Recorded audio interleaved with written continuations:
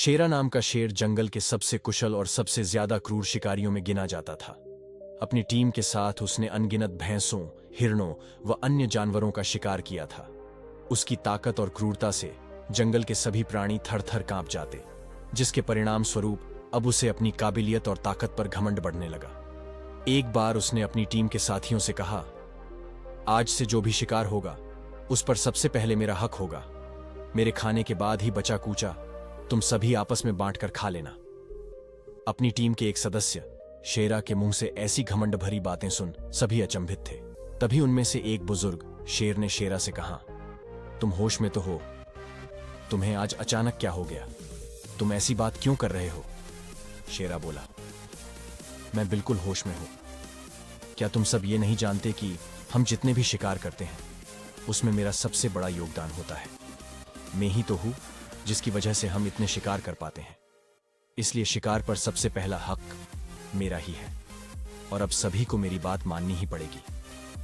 कोई भी उसकी बात से सहमत नहीं था, इसीलिए अगले दिन एक सभा बुलाई गई जिसका उद्देश्य था शेरा को समझाना। हम मानते हैं कि तुम एक श्रेष्ठ कुशल शिकारी हो, लेकिन क्या यह बात भी उतनी ही सच है कि बाकी के सदा भी अपना जी जान लगा देते हैं? इसलिए हम इस बात के लिए सहमत नहीं हो सकते कि शिकार पर पहला हक तुम्हारा हो। हम सब मिलकर शिकार करते हैं और हमें मिलकर ही उसे खाना चाहिए।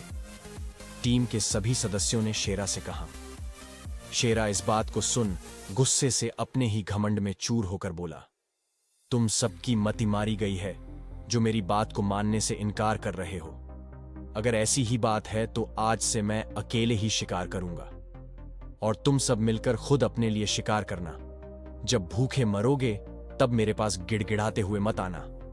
और ऐसा कहते हुए घमंडी शेरा सभा को छोड़कर चला गया। कुछ ही समय बाद जब शेरा को जोरों की भूख लगी तो वह शिकार करने गया। वो भैंसों के एक झुंड की तरफ दहादहते हुए बढ़ा, पर वो देखकर हैरान रह गया कि जो भैंसें उसे देखकर ही कांपने लगती थीं, आज उसके आने पर जरा भी नहीं घबराए। उलटे एकजुट होकर उसी का मरमार कर दूर खदेड़ दिया। भैंसों से पीटने के बाद उसने ने सोचा, चलो कोई बात नहीं, मैं हिरणों का शिकार कर लेता हूं। और वह हिरणों की तरफ बढ़ा, पर अकेले वो कहां तक इन फुर्तीले हिरणों को घेर पाता। हिरण भी उसके हाथ नहीं आई। अब शेरा को एहसास हुआ कि इतनी ताकत होते हुए भी बिना टीम के सहयोग पाए वो एक भी शिकार नहीं कर सकता। उसे पछतावा होने लगा। अब वह टीम वर्क की महत्व अच्छे से समझ चुका था। वह निराश बाकी शेरों के पास पहुंचा और अपने इस व्यवहार के लिए क्षमा मांग ली और एक बार फिर जंगल उसके यानी कि उसकी टीम के खौफ से कांपने लगा।